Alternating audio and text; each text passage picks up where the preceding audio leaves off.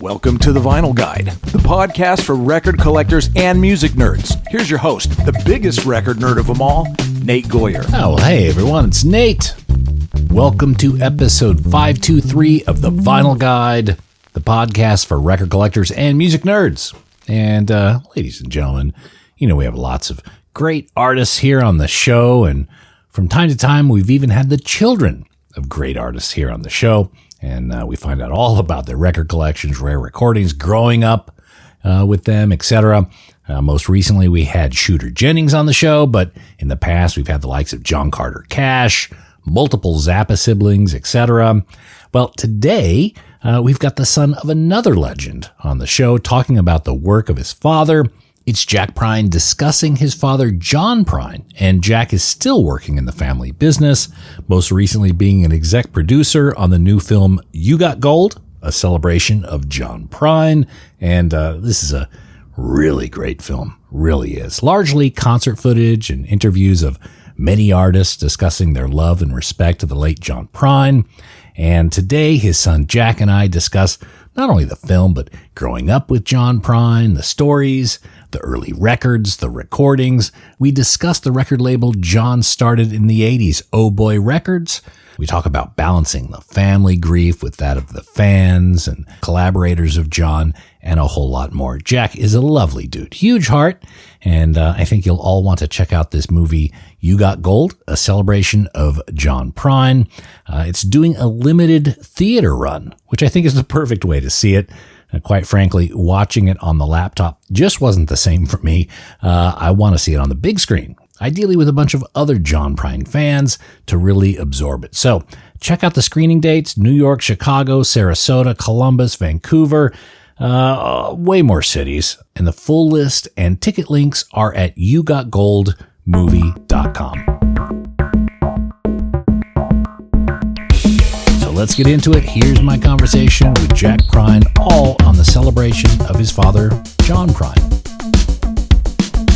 All right, well, this week on the show, we're very honored to have Jack Prine, son of John, who is celebrated in so many ways. Presently in a movie, You Got Gold, a celebration of John Prine. Lots of screenings around the U.S. and beyond. Go to yougotgoldmovie.com, and if it's in your location or drivable, definitely make the journey. It's a beautiful film.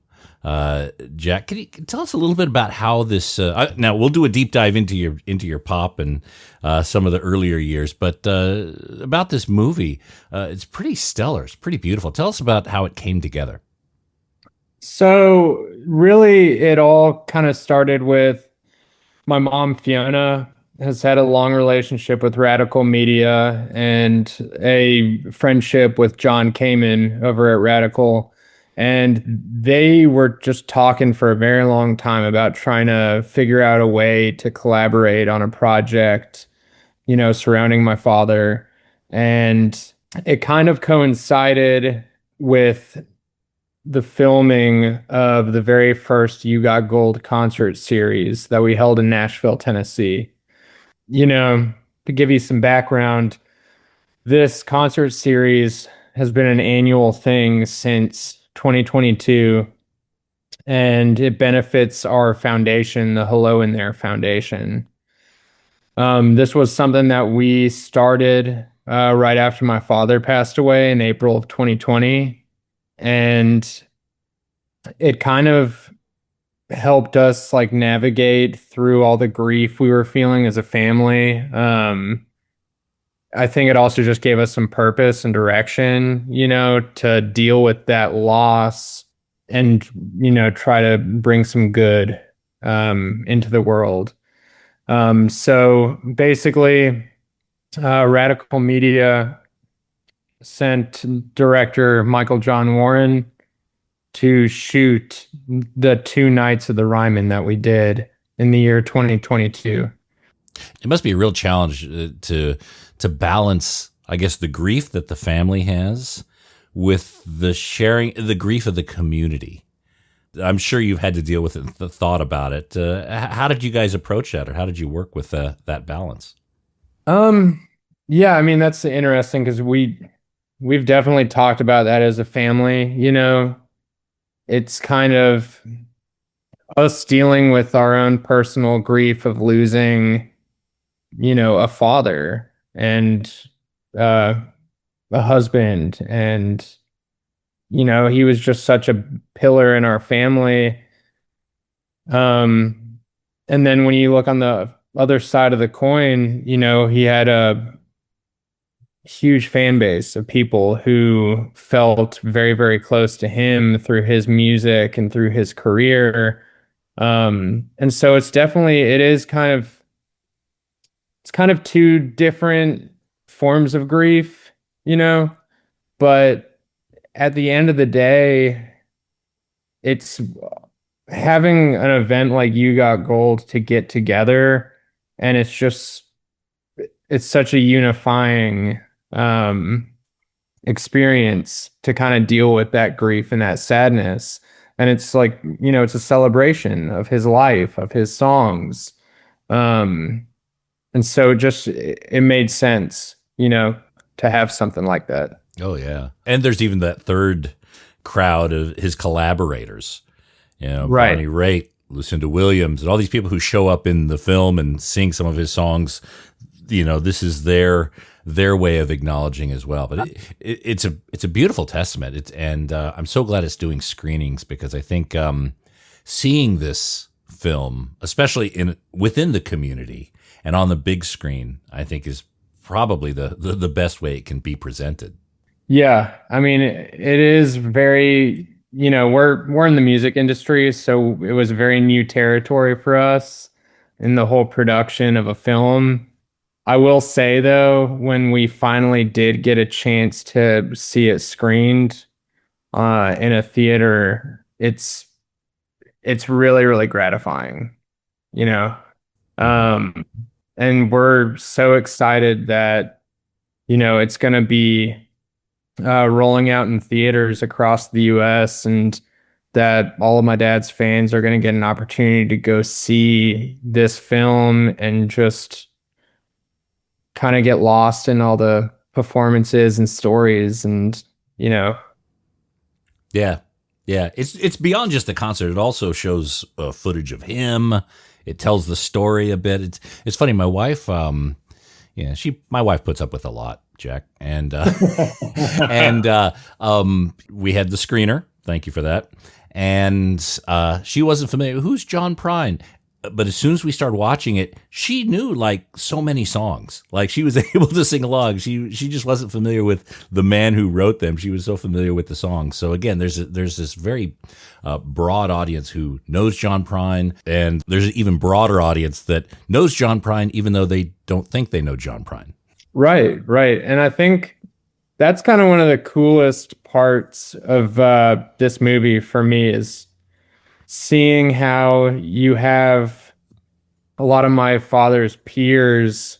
Like you've got Dwight Yoakam, Lucinda Williams, Ramblin' Jack Elliott. And it kind of, they have stories of my dad early on in his career, and it's just so cool seeing that. And then you also have this new kind of age of artists, the Tyler Childers, Jason Isbell, Brandy Carlisle, artists who, opened for my father when they were kind of just getting started. And it's such a beautiful marriage of kind of those two eras of musicians and songwriters. And the common denominator being just their love for my dad's music and for him as a person. It's really cool to watch. Yeah. And Bob Weir comes out and kicks ass too. Right. How often do you hear stories about your father that you didn't know before? I'd say like once in a blue moon now. I feel like I've heard like Okay. everything. I feel like I've heard everything that's like worth hearing. I mean, the stuff that I really love is when I'll hear a story from a family member or one of his friends who I like maybe haven't seen in a while, and they like remember something. But Yeah, it's funny just because, there are some stories that people tell about him, such as Tyler Childers starts out the film telling a story about being on the road with my dad, and my dad had a Dairy Queen coupon in his wallet. Yeah.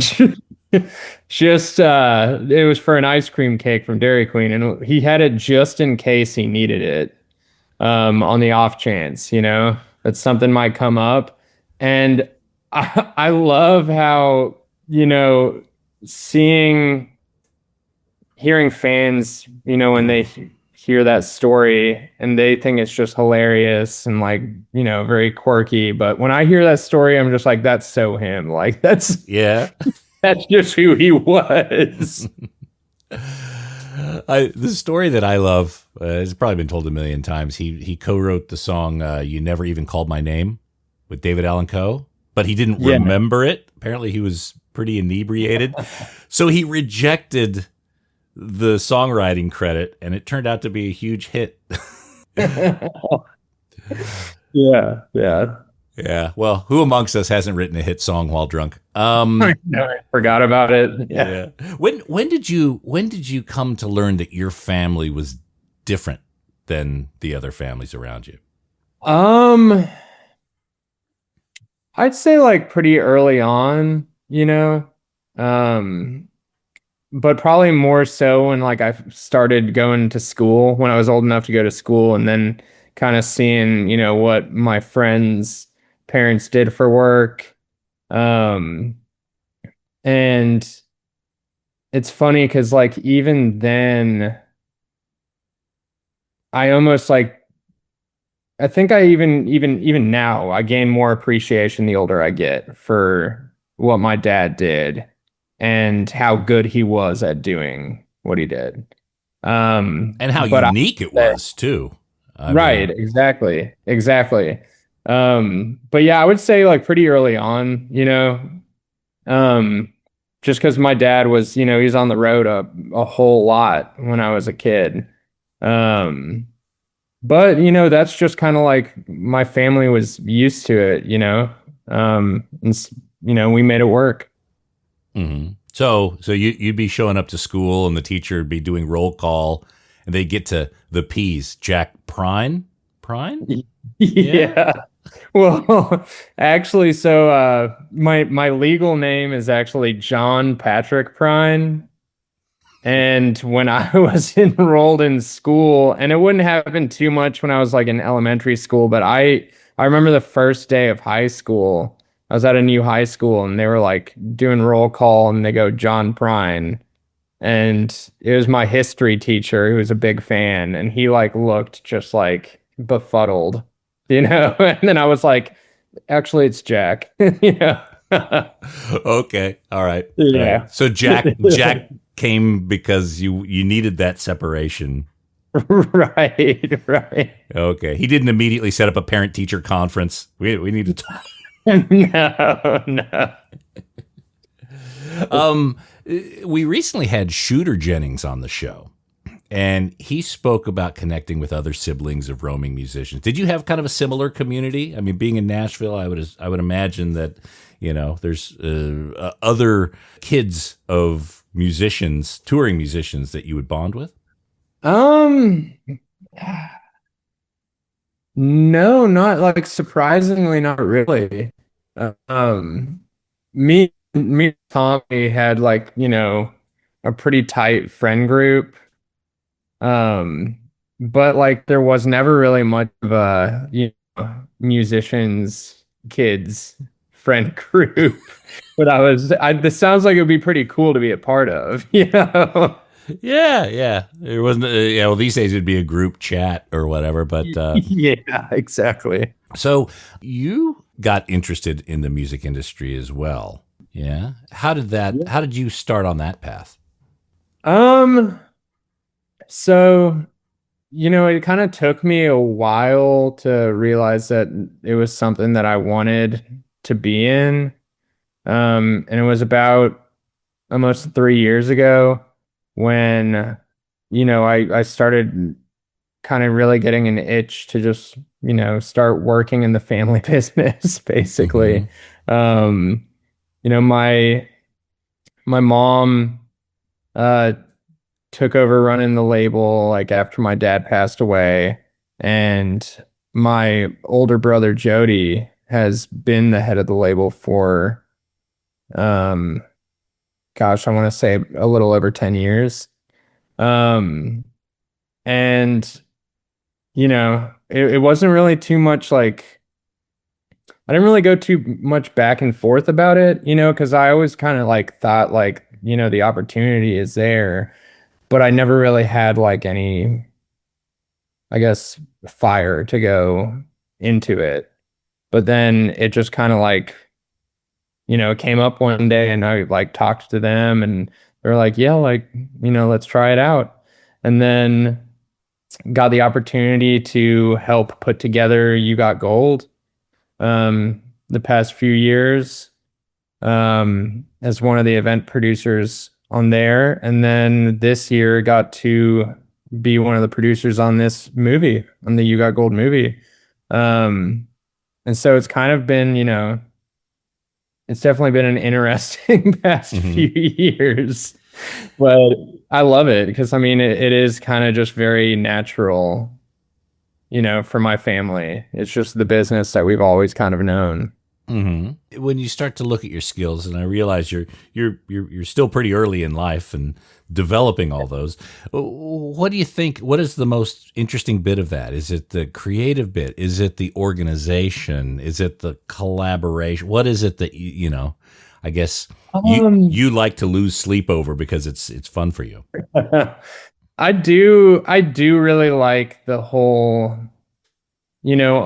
on the production side, whether it's putting on a show or making a movie.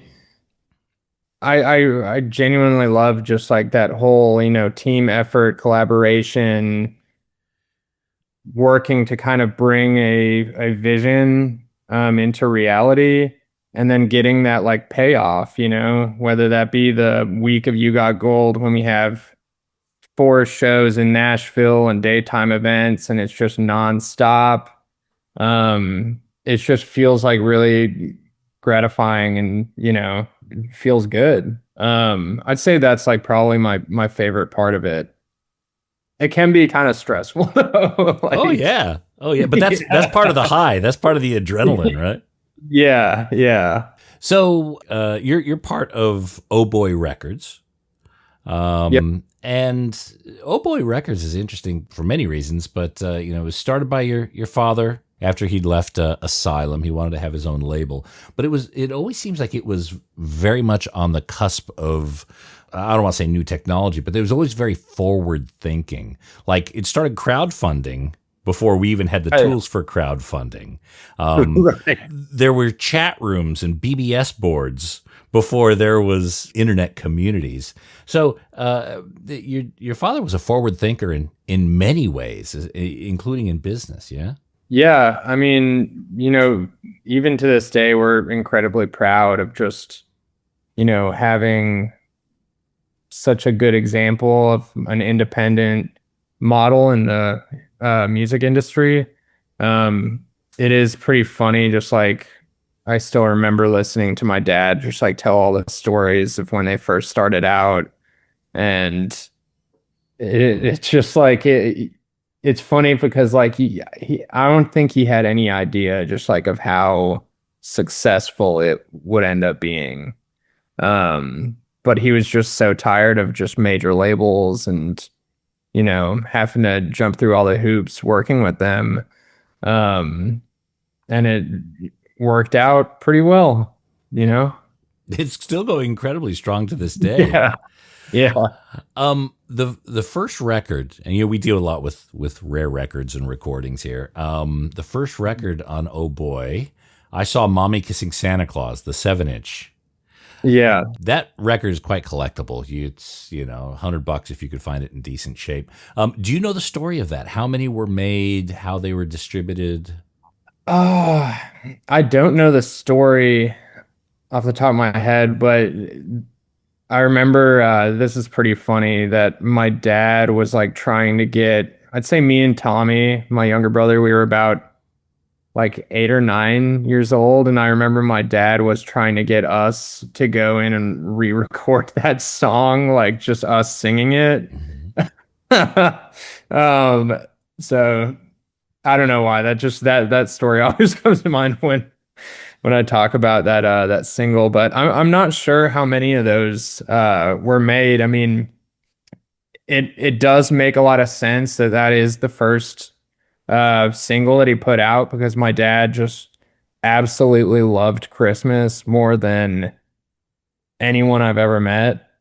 Um, we still keep a Christmas tree up in the oh boy office year round because that's what my dad did. He would just have a Christmas tree up every single day of the year. Um, and it's just so funny because it's like, it's just another thing that speaks to his like authenticity and just like how natural he was, just staying true to himself. Um, yeah. Yeah. Did your dad have a big record collection? He did. He didn't really listen to like a whole bunch of vinyl at home. He had this super rare collectible jukebox that was gifted to him. Uh, but he didn't really, apart from that, he wasn't like much of like a vinyl collector. That was something that me and him definitely started bonding over, I'd say, when I was like in high school, because I started getting into vinyl and I was like, I remember he got me Velvet Underground on vinyl and would just like pick up some records for me when he was on the road. And I think that kind of like got him a little bit back into it. But yeah, he wasn't like, didn't have a massive, massive collection. Well, if we were to look through your father's music collection, what's a record that's in there that you think would surprise a lot of people? Oh man. I don't know if it would surprise a lot of people, but I remember when me and him, because I got really into listening to the Pixies, and I remember like he likes music too, and that is kind of like a random like because he wasn't like huge into alternative rock or anything like that, but yeah, I don't know if there'd be any like really big surprises. Me and him always are. I know it probably sounds cliche because they're one of the most popular bands of all time, but me and him really, really, really bonded over Beatles records. When me and him would go on fishing trips, we would just take a whole stack of Beatles CDs in the car and we just listened to them nonstop the entire trip. That's like kind of one of the big, a lot of the memories, really good memories I have are just me and him like on the road listening to the Beatles together. Oh, that's beautiful. Did he have a favorite album? Do you know something that he kept going to? Um, Favorite album. I don't know about just like all time, but at least while I'm thinking about it, I know with the Beatles, he loved Rubber Soul. That was one of his favorite. He really loved the song In My Life. And that's kind of the song that always reminds me of him. That was something that I remember listening to a lot, after he passed away. That is such a beautiful song. That's my favorite Beatles song by far. And there's Yeah. so many to choose from, but that is, I think, even more poignant than the others. Yeah, yeah, it's just like yeah, it's very special to me. It, what song of your father's has taken on a new meaning in recent years for you? Um, I don't know if there's one that's taken on new meaning, but I always do find myself kind of listening to different songs will just like hit me different as I've been going through, different stages in my life. Um, you know, I'd say lately I've been listening to a lot of songs just off his last album, off Tree of Forgiveness. Mm-hmm. I've Met My Love Today is one that I just really, really enjoy listening to. And, it's kind of funny because I, I'm going to be getting married in April. And so like sometimes I'll like be trying to figure out like which of my dad's songs do I want to play at the wedding? Oh. And it's like the hardest assignment ever that I've given to myself because it's like there's truly like too many to choose from. You're gonna have a 4-hour wedding. Oh, I know. It's gonna be tough. How did your father write? Like, I would imagine you got to observe him in doing this, being creative and putting things down. I always imagined songs like your father wrote required kind of like the patience of a craftsman, or maybe they just kind of came out fully formed out of him. Like, what was your observation of how he created his works? I think he would tell you himself even that like a lot of his earlier songs just kind of like came very natural to him and kind of poured out. I think it was a little bit more of a chore for him as he got older with like songwriting because my mom would usually like kind of have to force him just out of the house to go, I mean, he wrote most of Tree of Forgiveness in a hotel in downtown Nashville. And I think he just liked having like some time, I think, to himself. Just like kind of like where he could shut off like everyone and everything and just kind of like, kind of live inside of his mind for a little while. Get out of the routine. But that's interesting in a hotel because with all his touring around his life, I would imagine, correct me if you think differently, but I would imagine his natural habitat is a hotel. His natural habitat is that transitory 100%. 100%. Yeah, I mean, I still think, if he would have had his way, he probably would have like got his bathroom at my parents' house like remodeled into like a hotel kind of bathroom. Has those little soaps. He has no idea what to do with the big soap. Yeah. So yeah, I mean, I think that he just kind of he knew where he was comfortable and where I guess those his best ideas came from. Mm-hmm. There's so many fans of his work. Did he ever talk to you about his relationship with John Belushi? No, not really. So, I mean, like a lot of his kind of close friendships with like other celebrities, be it comedians or other musicians, I was kind of like present, I guess, for those because I was like older and I could hang out with them, like, if we were like in a bar or something. But so he was close with like Bill Murray, and spent a lot of time with Sturgill Simpson.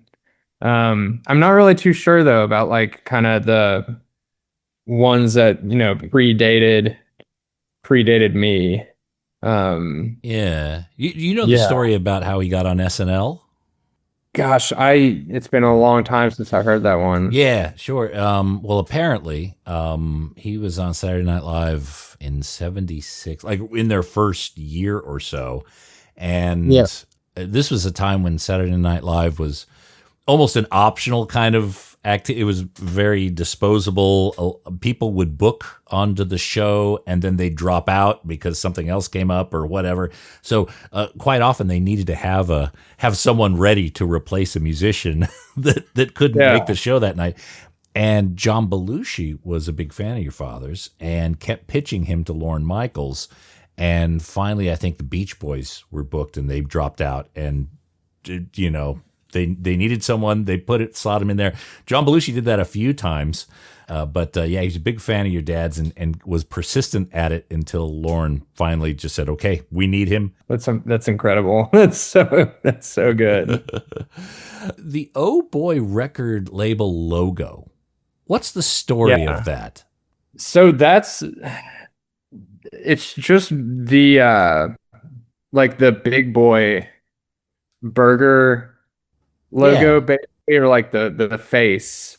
It's kind of like almost like it's like that with a vinyl record almost for the nose. Yeah, who came up with that? Because it's kind of been it's been with the label for decades now.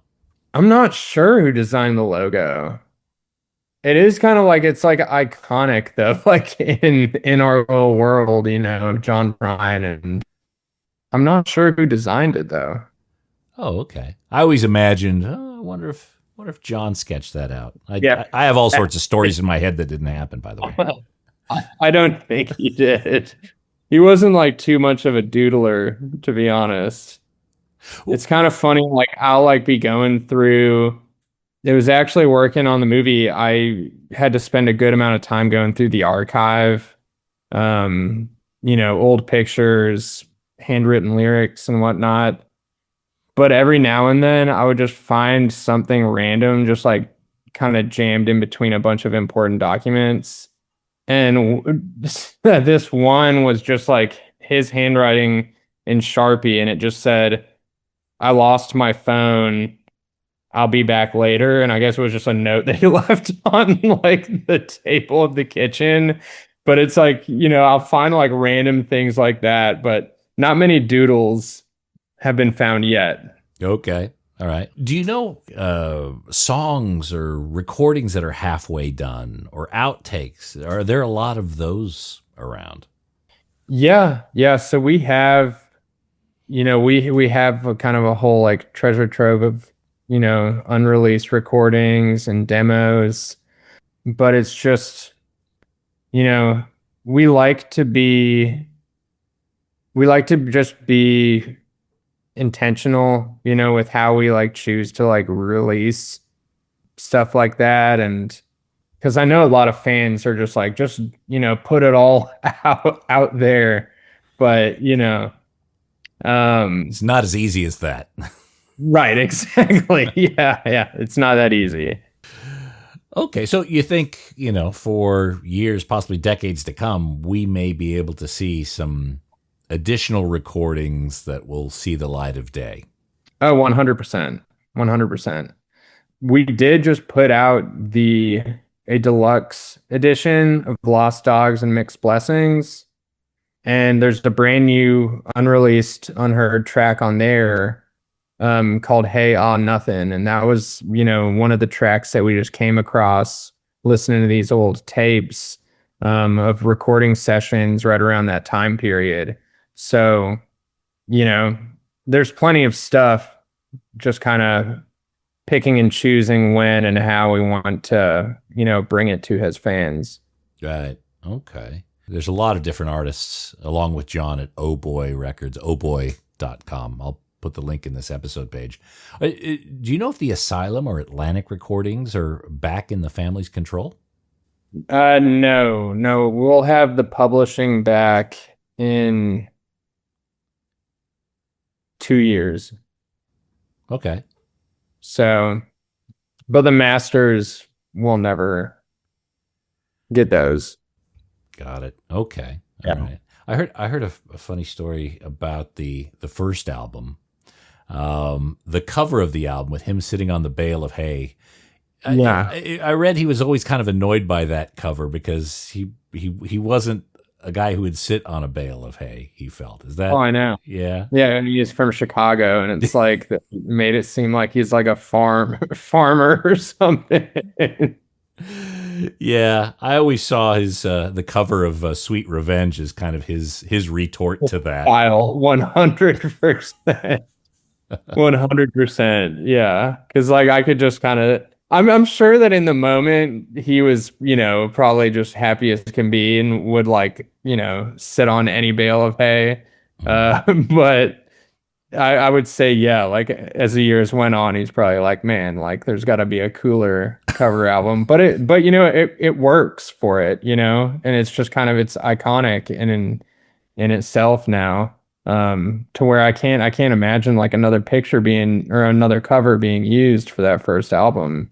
Yeah, yeah, it's yeah. But again, yeah, as you come to know him and his work, it's very Yeah, it's auspicious.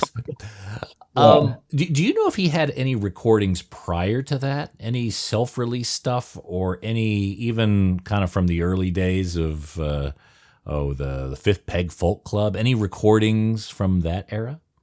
Uh, no, none that we've come across. Um, a lot of the stuff that we've been hearing is like from the early 90s and then, kind of like onward. Um, Nothing like before, the debut album. Hmm. Okay, that seems to be his first recorded works. Yeah. Yeah. Okay. Yeah. It wasn't like, I'm sure if they had like, I guess more technology available, he'd be making home demos. And I'm sure those would have sounded pretty great. Was he technologically literate? I mean, could he run a 4-track Um, recorder or something? that might be pushing it, honestly. I mean, he had a flip phone until he passed away. Like he refused to get an iPhone.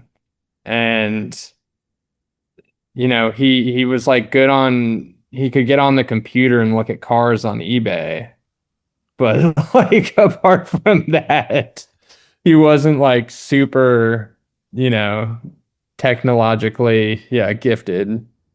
Okay. Do you ever get himself in trouble, like bidding on a car or something like it? I'm sure he did. He probably just never said anything about it because I know my mom probably would have lost her mind. That's funny. So look, Jackie got the movie coming out, and again, links will be in this episode page to that. You've teased that there may be some new music on the horizon. We're not sure how long that'll be. What are you thinking the plans are for the next year or two for Oh Boy and the whole John Prine archive?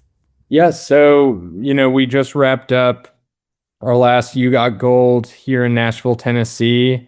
It was a good run of doing it for the past 4 years, but we kind of felt like it was time to, you know, put a to kind of close the book on that event. And so we're looking at doing a lot of stuff next year. It'll be my dad's 80th birthday in October, which is, a very big milestone, for our family and for his career. So, we're looking at ways to celebrate that. It probably won't be in Nashville. Chicago might be a spot for that, but we're looking at that. And other than that, I mean, we're just always kind of trying to find good opportunities to continue to share more of my dad's work with his fans. And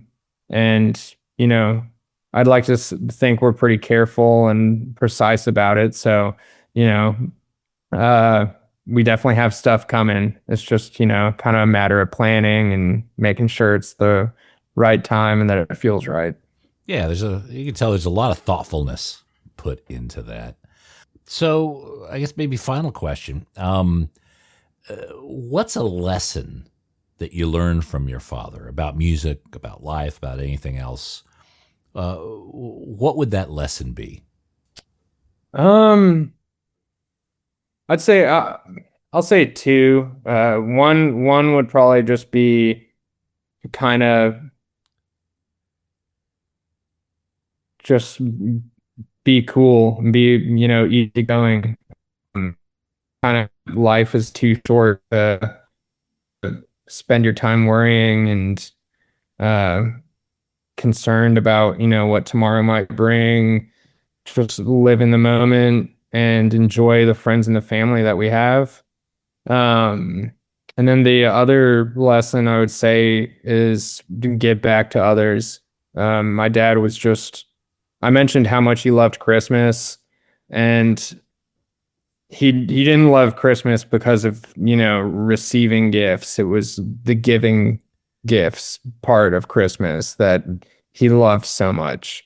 And I think that's really what speaks to his just generosity, is that he celebrated Christmas all year round. And so he was always in that spirit of giving. And it's just something that, we think is equally as important. And it's kind of a good way that we've been able to keep his spirit alive and honor his memory. That's interesting, because we talked about him in his natural, quote unquote, natural habitat. And he's used to looking out with the crowd of people and seeing the smiles on their faces and seeing them receiving what he's sending, the messages he's sending.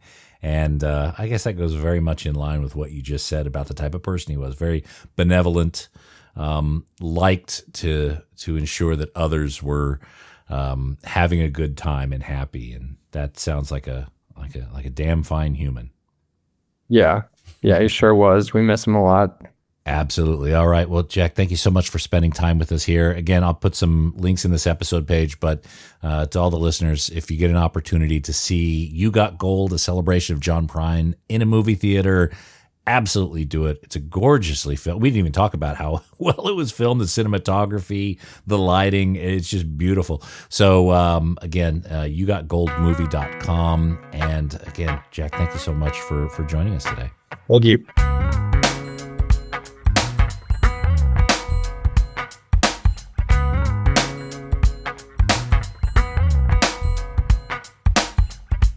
That's a good dude there, Jack Prine. I'm very interested to see what else is going to be coming out of the John Prine archive here in the coming years. Again, You Got Gold, a celebration of John Prine. Check out the screenings at yougotgoldmovie.com and go see it if you can. It's a beautiful film. And that's it for this episode of The Vinyl Guide. Thank you so much for tuning in. Appreciate everyone who's leaving those positive reviews on Apple Podcasts and Spotify and various podcast platforms.